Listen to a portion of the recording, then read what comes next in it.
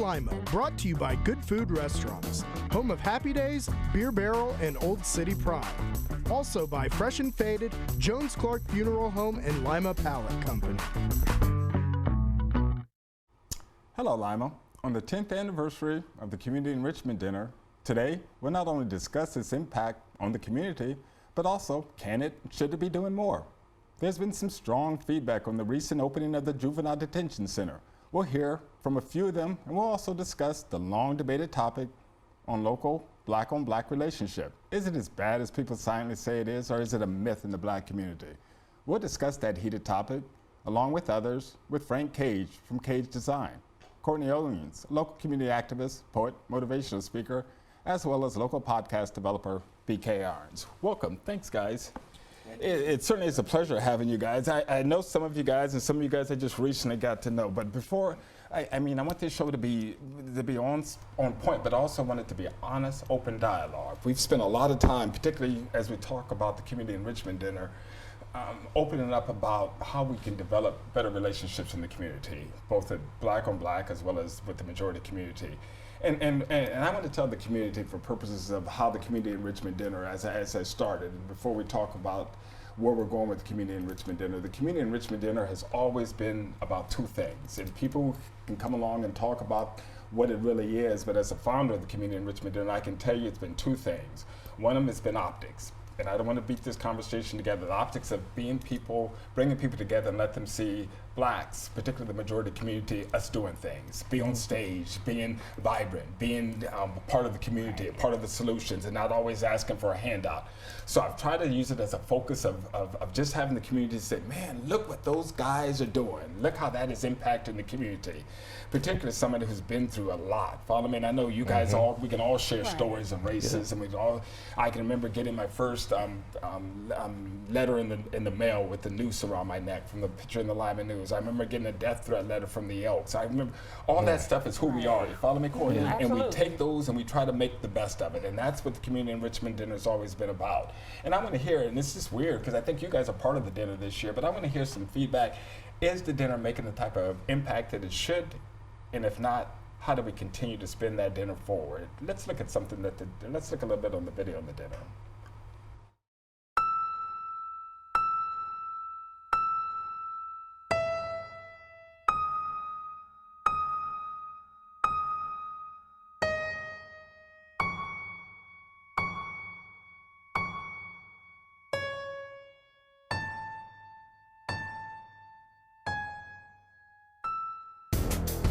As we approach a decade of the Community Enrichment Dinner, we have developed a relationship with an estimate based on ticket sales of close to 4,000 people have attended. We have raised a total revenue of close to $400,000 over the years.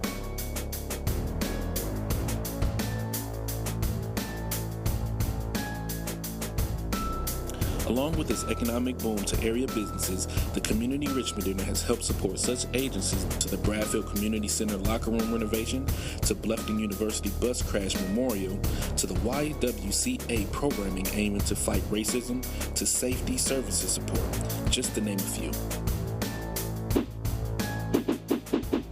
Programs and events include Lima Shark Tank, ISBC workshops, Minority Business Expo, the Lima Leadership Foundation, Hello Lima Show, and much more.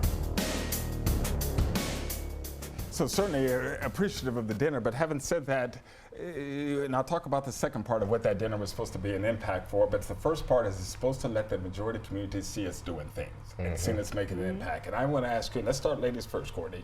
And I can remember when I ran for office in Shawnee, and I can tell you, there can be some uncomfortable knocking on the doors in Shawnee. I'll leave it at that. And I think things are getting better. And the fact is that this year's Community Enrichment Dinner, the Shawnee cheerleaders are going to be the helping people to their seat. But let me ask you this, Courtney. You've been a pretty activist in the community. Yes. How are things going? Is it better in terms of relationships? How do you think the majority community views blacks in Lima Island County? Right now, I think that the relationships are getting better. It's like right now we are pushing our way through and just trying to develop our own things in spite of, like, even if we can't get seats at the table right now, we're starting to develop our own seats at the table, and we're becoming able to express ourselves, even like through social media. I think social media has helped out a lot. That's a good point, and I'm certainly liking it. And I got a young audience here of panelists, and I appreciate that. And you guys just chime in with your things. And BK, when she talks about things are getting better, are things looking better? Because that's what we can hope for, I guess. I think. Come on, BK. You've never been shy. You're not a shy guy, from what I hear in the community. I didn't come here to be shy. All right. I think things are getting better in some aspects, and some aspects things are getting worse because. Is it the toxic society we're living in now, BK, or is it just worse than a lot? I think like the racial relations, I think it just went behind closed doors, and just now it's coming out back into the scene. So when people said things were getting better, they weren't getting better, they were just getting hidden. Because these things weren't allowed to be said in public. Is that right? People didn't feel like I can say this because so-and-so did it and nothing happened to him. But BK, you've been around, from what I'm hearing, in Lima a while as a young social influencer. Is Lima at a turning point? Is the dinner, in terms of it trying to bring people together, and I know there are other functions, is Lima, is there hope and there's a possibility? There's a hope and possibility, because if you look at everybody's responses, and when people are talking about relations and occupations and everything, everybody wants better. But we just got to get to a point to where we motivate people to want to do better. Frank, BK hit it on the nail on the head, if I can say that. We all want the same thing, right, Courtney? Yeah. Blacks want the same things as white America. And when I try, and BK, I got to take this, follow me. I'm excited and I'm passionate about this, because the dinner was supposed to let people see, follow me, Frank, that we want the same things everybody else wants. Don't look at us as being criminals. Don't look at us as being undereducated. Don't look at us as being undeserving. Don't look at us not being at the table. Look at us of wanting safety, security, education, opportunity, economic advancement. Follow me, Frank? BK hit it. Tell me, Frank, you're a business owner in this community that is doing well, young entrepreneur, young social influencer. How do you see things from your perspective? Definitely better. I started my business in 2008, and just make a long story short, I specifically started in the area of Lima, and it was very discouraging in a way, just from the initial response. Part of it could have been sort of starting off, not necessarily having the experience for certain things that I was sort of putting forth in the community. But I did have some backlash, just to be frank, no pun intended, for being a minority, literally. So with that being said, fast forwarding to where we are now today, just even piggybacking on what Courtney said, and even BK's expertise when it comes to social media influence, I found that to be extremely powerful, because it allows me to display who I am versus someone else tell my story. I follow you. Absolutely. I follow you. Wow, go ahead, BK. And see, going back to like social media and everything, when we talk about, wanting people to see us doing things, like we got to start doing more things. That's all there's to it, because if we put a bunch of good stuff out there, then they'll have to be looking past all that and digging through there just to find the bad stuff. But we're in an age right now where, like social media, we glorify the negative. We glorify the negative. I can put something positive up, and two people might share it and say, yeah, that's right on. And then I can put up a fist fight at Lima Senior, and it'll get 1 million shares real quick. I follow you. So we just gotta start glorifying the stuff. Like we glorify the athletes, but we should glorify the other topics. When have we ever seen a bunch of people in the city talking about the kid that had the best grades in the school? And Courtney, I want you to jump in here, because Frank and BK bring some good topics up. But BK, the enrichment dinner, if I can go back to that, and I want the Lima community to understand. I hear it's a sold out show coming up in a couple of days in terms of it. Ticket availability, but when you talk about BK spotlighting what the positive is, we've tried to do that with the dinner. Follow me, Frank? I know you've been a little bit quasi-involved in the dinner. We try to bring back all that talent, follow me, that's been in Lima, that feels like it has to leave. Follow me, Courtney? What do you think, Courtney? And that is a great thing, because now, like with my motivational speaking and my poetry, my spoken word, I have seen my audiences grow and grow and grow. My audiences used to just be all black. Now my audience are mixed. My audience is mixed. And even through like the social media, I've had relations with people that I would never have had contact with. So if I see one common thread here, Courtney, it seems like social media, with especially with the younger group, is a game changer. A true game changer. That is the game changer. Yeah. So as much as I do the old man whine, Frank, it has made the ability to sell, if I can use your terminology, BK, sell who you are, what you do, and how you're being viewed. Exactly. Because I do like my word of the day, just my thoughts, like a 2-minute video, and it hits from all over. And it's common things that people go through, you know, building people up. People are going through things like you can get through, you can push through. So just being able to use your voice. But Courtney, if and this is exciting to me, but let me tell you about this story with Courtney Owens. Somebody comes up to me and says, hey, you know this young lady, Courtney Owens? And I'm looking here like, no. And he flips out his phone and he hits on what you're speaking of. And I'm like, wow, that's some great stuff. And this only has been about a month ago. Follow me? And I'm like, who is that person? I get a chance, Frank, to sit down with Courtney Owens. Follow me? Undergrad degree. Follow me? Graduate degree, has her master's, has all this. I'm looking like, that is just crazy. How does the black talent like this and the black talent like BK and the black talent like Frank, how does that not get exposed? We are not running up and down Main Street shooting each other. Follow me? We all don't have a negative opinion of the LPD. Also, that's what I'm saying, Courtney. When I hear you, it's refreshing. You're saying the platform that you guys have started is widening your audience beyond just color spectrum. Yes, it is, because people want to hear. They want to hear good things. Like I always talk about kids and grades and being an advocate for young black males. Just there's so many good things that young black males are doing that just do not get heard. You hear about the bad things, but let's talk about the good things. And BK, you're a social influence. You know it matters how people perceive you. Oh, for Follow sure. me? So you keep telling me that all we are is fill in the blank.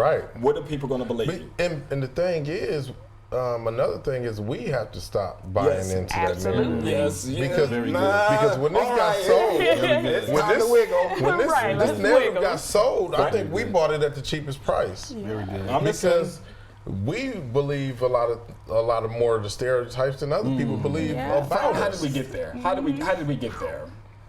Let's do this, because that's a hot topic. When we come back, we're going to follow up on what we believe. We're going to take a break here. Join us. We got some things coming back that I think you're going to want to hear.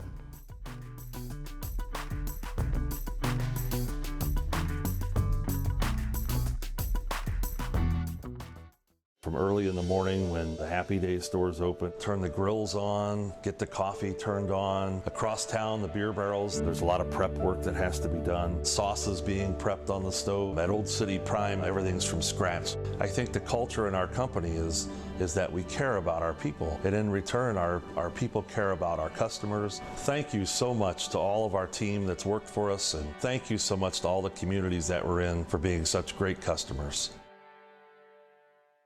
Our barbers and cosmetologists are licensed professionals who specialize in all phases of hair.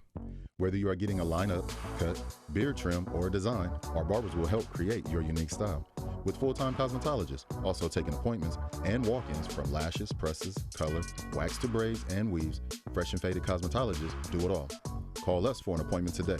Fresh and Faded Unisex Hair Studio, the largest shop in Northwest Ohio. 419-221-FADE. If you ain't fresh, you ain't faded. So the Allen County Juvenile Detention Center. If I, with my limited social media ability, I've heard some lot of discussion about this. And Frank, I think you were one of the leading voices in terms of what do you think, or what were your thoughts? Didn't necessarily know I was one of those voices, but I definitely have a strong opinion on it. Just from, growing up and being a youth, specifically in Lima, and just having different perceptions placed on you, and what that does growing up really sparked a passionate part in me when I noticed that. I understand the business aspect of it, of having that facility. Yes, sir. Yes, yes, sir. And to see the amount of money invested in it. If I was a business owner and I'm investing that amount of money, surely I'm going to want to return on that rate. Exactly. Just simply put. So. So for the audience, Frank, you're saying that if somebody were going to build a $1.2 or $2.1 million facility, they're going to want to fill it. Definitely. And your concern is that they're filling it with at-risk minority youth that need it. I'm not putting words. I want to hear what you're saying.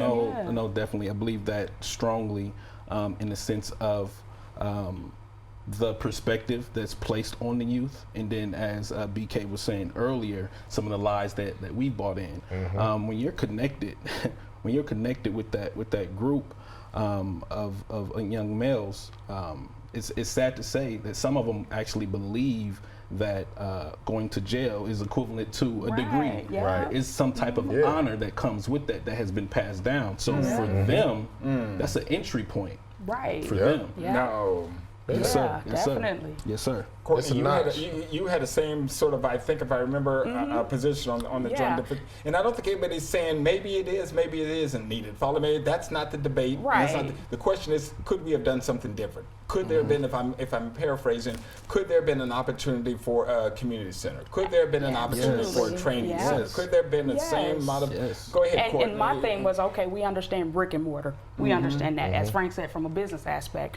But my whole take with the JDC thing is it's like a pipeline. And I experienced it personally with my brother. As a kid, I remember him going to JDC centers. Your brother? My brother. And it seemed like it prepared him for prison. Because following JDC, and I've even spoke with some young men that are now grown who also went through the JDC centers, and they ended up going to prison. It was just like a circle. It was like a pipeline, and it prepared them for that life. And ultimately, you know, my brother ended up passing away in prison, and I just feel if JDC has to operate, then it has to have clients. So those clients are going to be at risk young males, pretty much the black males, you know. And I did this on purpose, and I'm sorry to hear about your brother, Courtney, but that certainly drives home the point of realism. One of the things I didn't do, BK, is I didn't bring somebody on from the juvenile detention center. I wanted to hear from black voices. I wanted to hear from people who are engaged, as Frank is and Courtney is. Does it matter, Frank, BK, with that facility? Are there other opportunities that the community should be doing? Like $1.2 million that you're putting towards the building a facility, that's $1.2 million you could have been putting into a program, after school program for kids. That's money that you could have been putting in to buy kids some free Y memberships, kids whose families can't afford the Y memberships. That's programs you could have been buying midget league kids football pads to put them on the right path and find something that they're interested in. Or we could have been teaching kids economics. Yeah, but so now we got this facility, and now we got to fill it up with kids. So the kid that normally would have got a slap on the wrist, now we got a bed empty.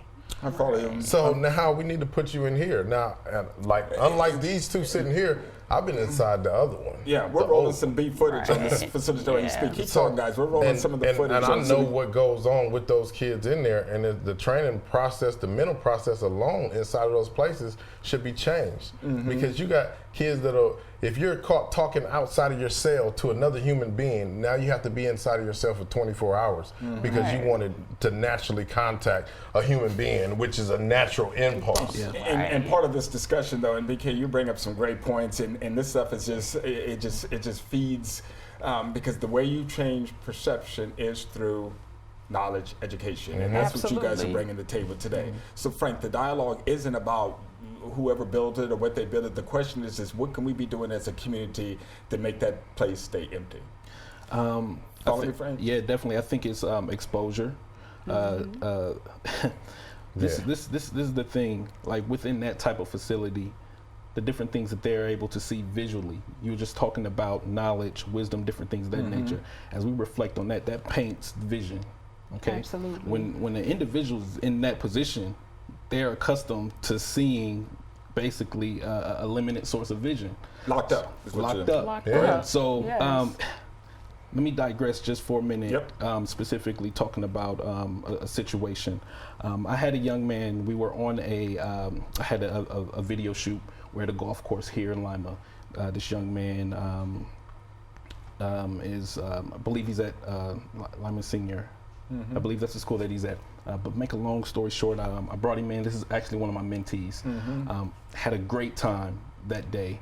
That was his first time going to a golf course. And on the ride home, when he told me, he said, I didn't even know these were in Lima. No. So what pierced my heart was, if you didn't know that there was a golf course in Lima, Ohio, how far can you go in life? And these are the individuals that are going to potentially be in the juvenile detention center because of the lack of vision. And as my sister was saying, then the cycle continues. That's impactful. If we don't see it, it doesn't exist. Period. Right, it's a box. Simply put. Yeah. And so when I opened up and talked about the enrichment, then I don't want to be the coordinator. I talked about optics matter. Follow me? Yeah. Optics matter, BK. Yes. People become what they perceive that they see. Simulation begot some association. And so if we don't do, and Frank, that's a powerful story. And what we want Hello Lima to be about is perspective. Follow me? Not pointing fingers. People are going to come at me. You know they are. Well, why didn't you have somebody from the juvenile detention to tell you? We're telling you it's not needed. Is that what I'm hearing? BK, we're saying that at the end of the day, if the optics present themselves, we can do better as a black community. Yes or no? Yes. Very yes. Because all we have to do is be given the right opportunities. That's it. And like, there's never been an opportunity where we've not stepped up and knocked it out of the park. We weren't denied entry in the National Baseball League because we weren't good enough. And we have to be consistent. When we knock open these doors, we have to consistently send generations through the door. So the thing is to keep everything active, because we can start a program, and if the program becomes inactive in a few years, then what have we done? So the main thing here in Lima, you know, coming up, I've been a part of different programs, but we have to continue those programs. Continuation. That's the biggest thing. Consistency, Courtney. Consistency. And is that process working, Courtney, today in terms of what we're seeing Lima's youth? Is it something when Frank mentions that a kid that he mentored, and Frank, he had to be old enough that he should have seen one by now, a golf course.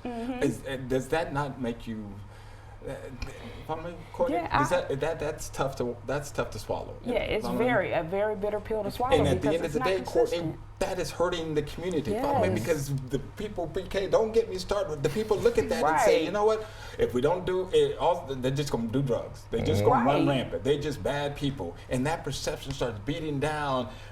You have young kids, right? I have Courtney? 2 sons. I sure do. High school. Yep, high school and junior high. How do you stop them from not believing beyond what they see? And like what Frank says, I teach my boys about vision, being able to see beyond. And it's sad that I almost have to tell my boys, don't come back to Lima. And it shouldn't be like that. There should be programs here. There should be opportunities for our young black males to come back to Lima. Like with the LPD, they don't want to come back here and be police because of the police relations that we've had here in Lima. So there should be doors opening up where I can be able to tell my son, hey, you go get your degree and then come back to Lima and make an impact in this community. Right. That's the saddest thing about Lima, is that the goal is to get out. Yes. One of the things, though, and BK, we're going to talk on that when we get back from this break. We're going to talk a little bit about black-on-black relationships. Is it a fault, and who is at fault? Stick around.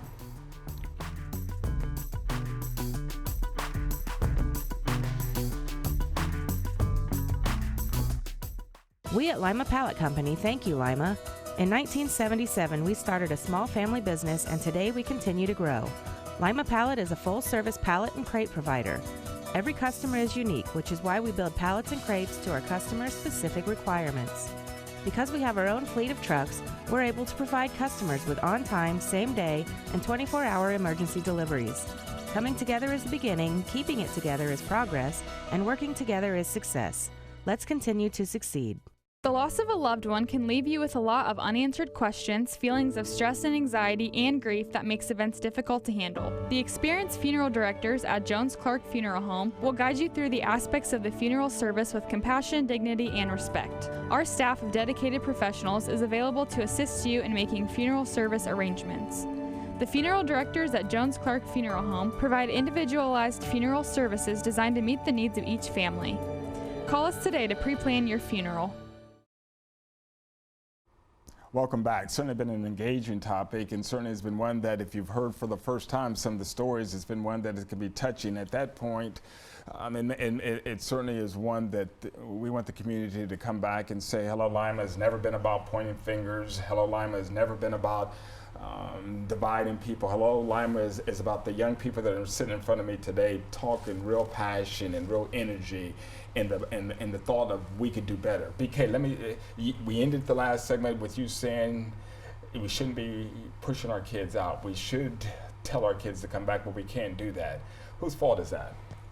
That's everybody's fault as a whole. We're the community, so that's we don't have any opportunities here. So that's leadership. We don't have we're not raising our kids to be the employers. We're raising our kids to be employed. So we're training them instead of educating them. Oh, that's interesting. You know what I mean? Like a lot of people talk about you shouldn't name your child this, you shouldn't name your child that, because they won't be able to get a job. Right. That's because you're raising your child to be an employee instead of an employer.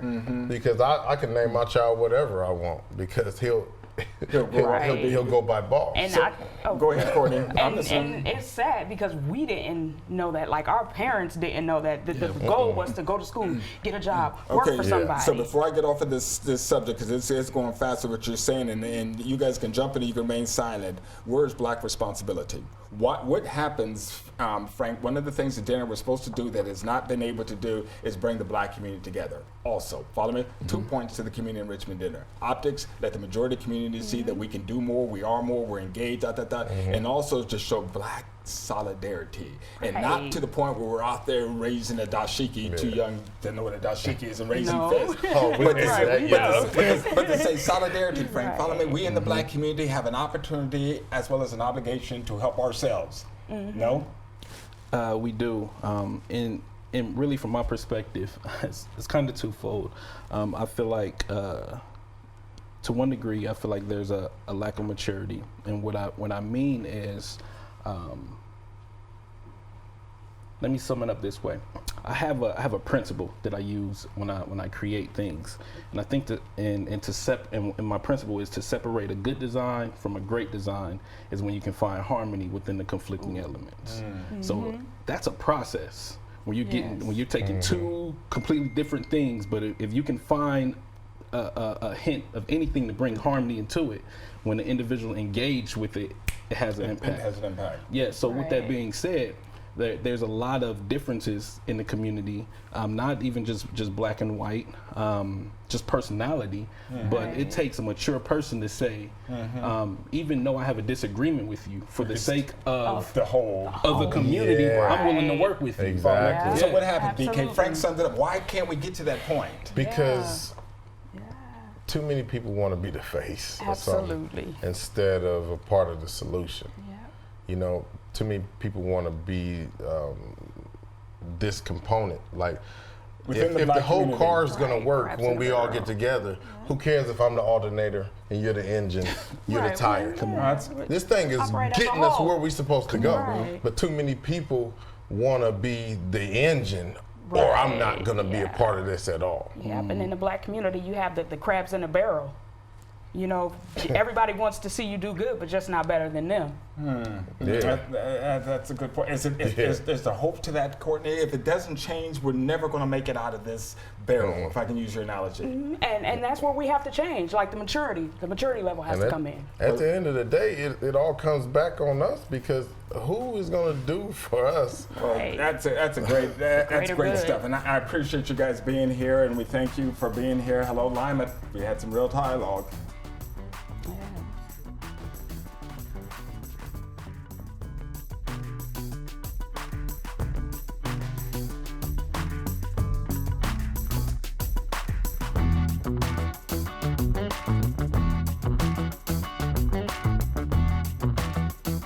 Hello Lima, brought to you by Good Food Restaurants, home of Happy Days, Beer Barrel, and Old City Pride.